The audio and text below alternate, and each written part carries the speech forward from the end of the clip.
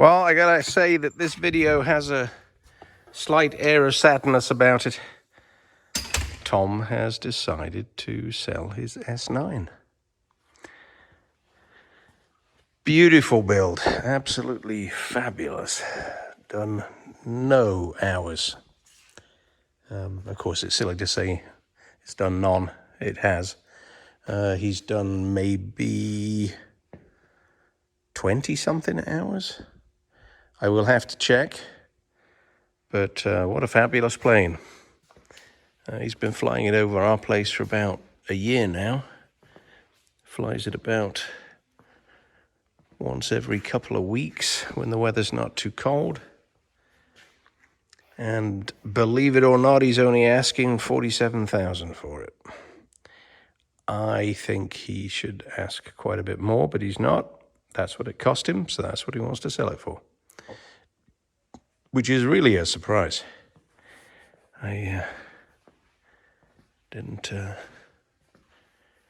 expect him to have it for sale for so little. Not the kind of plane I would ever fly. I do not like single seat. Weighs absolutely nothing, doesn't it? You can see. How much does this guy weigh?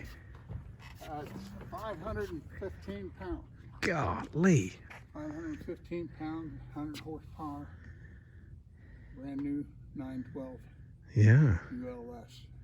Are we going to walk around this one first and then bring the Kit Fox out? Yeah, that's fine. So how long did it take you to build it? I think it was 8 months. 7 or 8 months. Kind of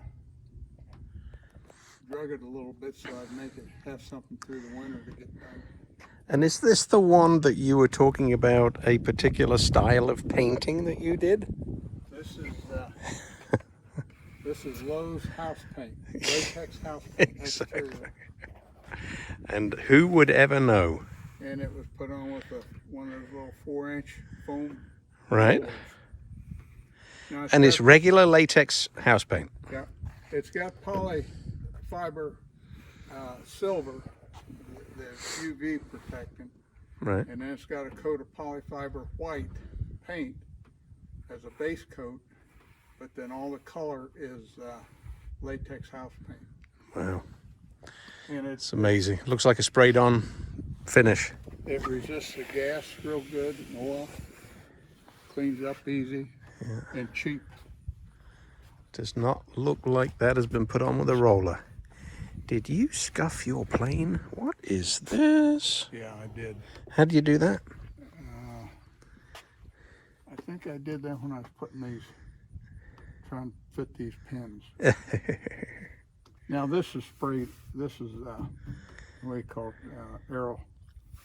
aerosol cans here, so there's a little Right. difference in the two blues, but not enough to, because this is fiberglass, this is not fabric.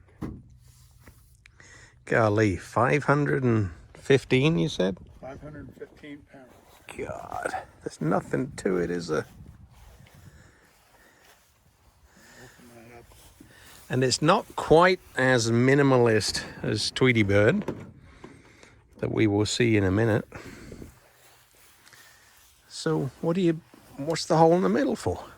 The hole in the middle is so I can see the level of fuel in the header tank. So it is. I didn't And I notice have that. on the stick, the button on the right hand side of the stick lights up 2 LED lights behind the Right. header tank, and then also in both wing tanks. Right. So that is only the header tank. That's correct. It's got a 9-gallon tank on the right wing, 9 gallons on the left wing, and about a gallon or gallon and a half header tank. So why did you do 2 separate shutoffs? Why didn't you have a right, left, and all, or both? Well, because they feed both each tank. The right one feeds the right tank, left one feeds the left tank. The left one has a fuel pump on it, which you want to turn on to completely fill the header tank. The right one is gravity fed. There's no fuel pump on the right tank, which is a standard design for the S9. So 20 gallons in total? Yeah, 19 and a half gallons. And you probably do 6 or 7 gallons an hour? Oh no, probably 4.5. 4.5, right. You could go some distance.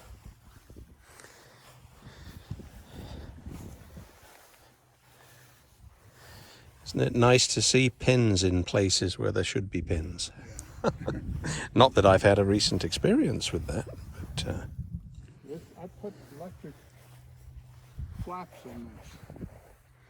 I don't know oh if you yeah. can get a shot of that right here. Hmm. This is the actuator that runs electric flaps. Right. Very simple installation. It was not that big a deal to do, and it makes it a lot nicer. But not trim. Yeah, I have electric trim. You have electric also. trim. Yeah, Oh. elevator trim. I had an S10. This paint scheme is not my creation. I copied this off of Mark Pensen Stadler from Michigan. Had built an S10, which I purchased from a guy in Maryland, and I liked that airplane so well. But shortly after I bought it, I had the chance to get this kit that was not built, just a pile of parts. And so I bought it and built it myself so I could have my repairman certificate on it. And what's with your little cheat sheet over there? That is just that's the extent of my checkbook. That's your memory jogger. Are you using fluid ballast or is this sand or No, that's lead shot. lead shot and you pour it in with a funnel? Yeah, with the big engine, I wasn't sure on the 9 if I needed ballast, so I put a little tank, a 3-inch piece of Right. tubing in here as a tank. Yeah. And when I did my weight and balance, I figured I'd have to add a little, and I did add 10 pounds of lead shot. And is the serial number really 999 or did you choose the serial number? I chose the serial number because what I thought was a full kit when I bought it was not. So I actually built this, it's considered plans built. So I had to assign it a serial number. Uh-huh. And I had to keep it simple so I could remember. Yeah. And the only challenge you've had is these spades, isn't it? It's getting the spades right. Yeah, I've not been able to find anything on the internet about how to adjust the spade, so I just hit keep and miss. trying. So I got them to where everything works pretty good. Is there anything that's not a standard 9? Did you, like these, are these normal, these side windows? No, that's mine. And that's not for sight, it's just so I can get in and work on the rudder pedals or the brake pedals if I have to. Right. The wheels are not standard, these are 6-inch spun aluminum wheels. Normally this come with the 5-inch die cast wheels. And the brakes are not standard either, they're the dual puck Matco brakes. Right. And this is an S7 cowling and an S7 rudder. Why is that? Well, it's just a nicer cowling. The standard cowling for these were really made to accommodate the 582s, Right. and this has got 912 in it. So I was able to use this cowling, and this actually came with what I bought. Are you going to get a chance to take off in this today? Can I catch you? What's that again? Can I catch you taking off in this and coming back I around don't know again? if it'll be today. If we have time and I have enough fuel, that's fine. Looks like you do. Or at least, no, all you can see is your header tank. You can't see how much you got in the wing tanks. Yeah, I can see it, but I know it's low, but I don't know how much is in my caddy, fuel caddy. We'll check it out. It sure is pretty. Tell you what, it strikes me as super light. It's pretty light for 100 horsepower. I think it is pretty. Yeah, light. exactly. And it is smooth and quiet. You see the exhaust pipe? I built the exhaust system, and I probably have $400 in that and the heating muff, which Rand's wanted. I think it was $900 for the. No, it was more than that. I think it was $1,700 for the exhaust system and another $900 for the heat muff. Wow. So I saved a ton of money on that, and it came out real good. This is my inlet air for my heat muff, and this is the exit air. So there's air always going through the heat muff, so Right. the scat tube doesn't overheat. Looks like a P-trap. It is a P-trap, but it works good. Yeah, it does. It's a FAA approved P-trap. And you've got ram air for your heating system. How would it fly without those spades? Without the spades? Yeah, it would just be heavy. I don't know that. I think, I think the ailerons would be a lot heavier. I have them adjusted pretty well up. And that is to assist the aileron when it wants to go down. Right. It would have more pressure going down than it would up because you have more drag, more lift. So it likes to go up. It doesn't like to go down. Needs a bit of help. Right, that's right. So the spade assists it that way. And there is a big difference. I don't know what they'd be without them, but when they're not adjusted right, you have a lot more stick pressure. Yeah, you were saying how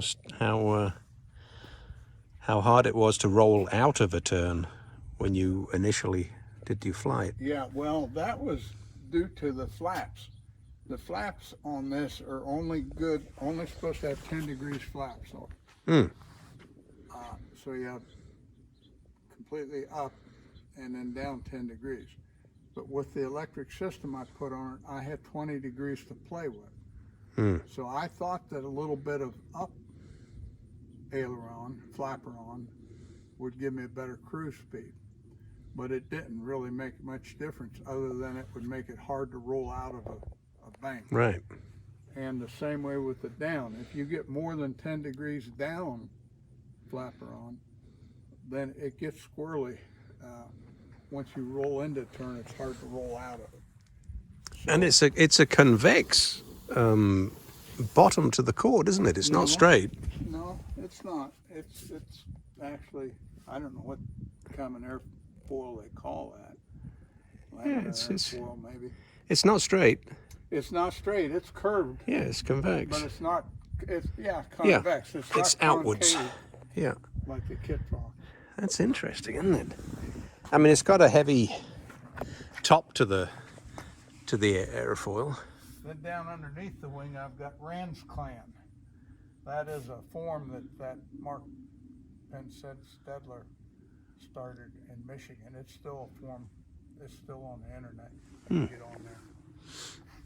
I don't know how to get on the form, so I don't get on it much.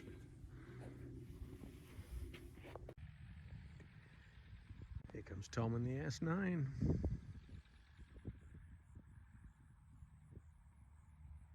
Took a few minutes to get warm. It's a cold day.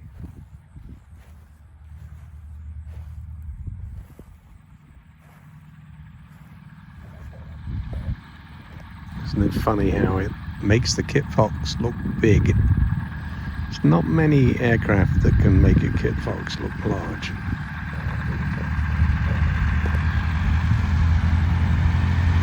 That is such a beautiful, smooth sounding engine.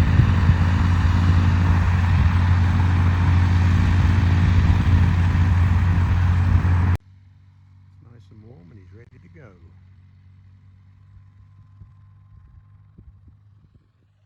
Traffic S9 departing runway 19, Hensley.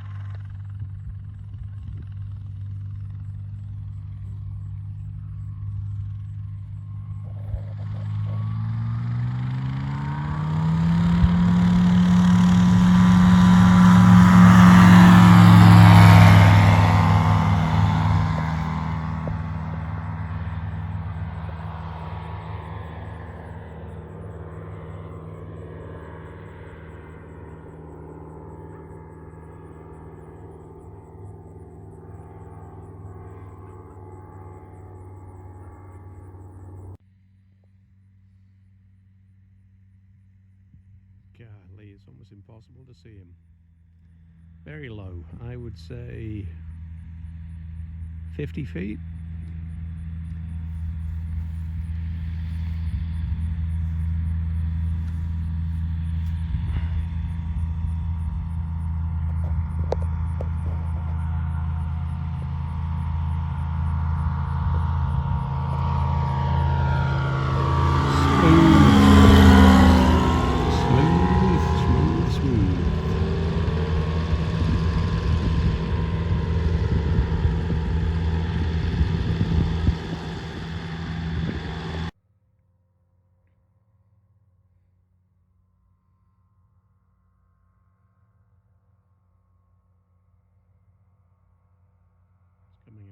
twice as fast this time.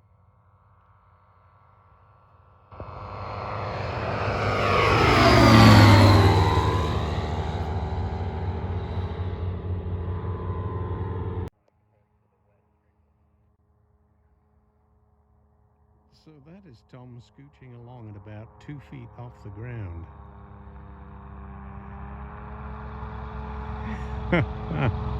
There you go, now he's down. And right above him,